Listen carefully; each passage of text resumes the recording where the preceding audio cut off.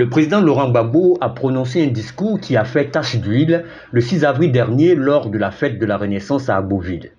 Un discours dont le contenu donne de l'urticaire et de l'indigestion à la haute direction du Rassemblement des oufettistes pour la paix et la démocratie, le RHDP, parti au pouvoir en Côte d'Ivoire. Le secrétaire exécutif du parti du président Ouattara, Ibrahim Cissé Bakongo, a donc donné une réplique cinglante aux militants du PPACI et à leurs leaders. Le gouverneur Bakongo a traité ses adversaires politiques d'amnésiques, d'irresponsables et d'ingrats. Pour Bakongo, le leader du PPACI doit se plier en quatre pour dire humblement merci au magnanime Alassane Ouattara qui a utilisé ses réseaux pour sa libération des geôles de la CPI.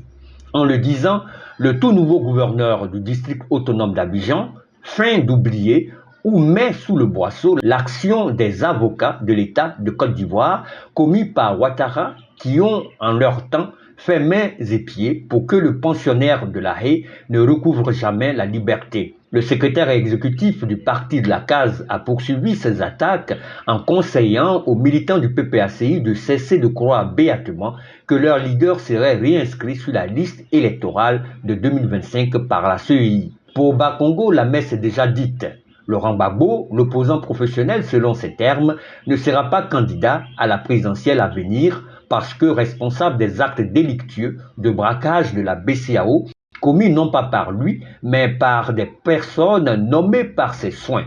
Par conséquent, les militants du PPACI feraient mieux de se trouver, pendant qu'il est encore temps, un candidat de substitution, mais s'ils persistent avec l'option Gbagbo, ils doivent s'attendre à croiser le fer dans les rues avec les militants du RHDP parce que la direction du PPACI aurait fait le choix du chaos. Les propos de Bakongo n'ont pas été accueillis avec beaucoup de joie par la population ivoirienne, bien vrai que les inconditionnels du RHDP aient applaudi à tout rompre la sortie de leur hiérarchie politique. En effet, nombreux sont ceux qui trouvent que le secrétaire exécutif du RHDP est allé un peu trop loin et que ses propos et ses menaces frisent la belligérance et rappellent les dérives langagières de l'avant-crise post-électorale de 2010. Certains Ivoiriens conseillent donc au tristement célèbre maître d'œuvre des récents déguerpissements des populations et des démolitions des habitations de ses concitoyens, lui l'habitué des scandales financiers dont celui relatif aux surfacturations des travaux de l'université d'Abidjan, de regarder la poutre qui est dans son œil que de voir la paille dans celui de son voisin. La société civile, pour sa part, conseille à l'ensemble des acteurs politiques et surtout à ceux du pouvoir en place de mettre un peu d'eau dans leur vin car selon eux, trop de pouvoir énivre souvent et nous coupe des réalités de l'heure.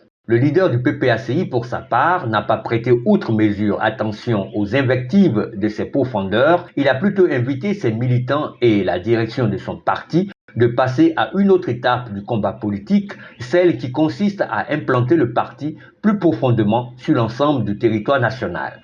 Pour Laurent Gbagbo, son inscription sur la liste électorale et sa candidature sont des acquis que la volonté politique du régime Ouattara sera obligée d'admettre.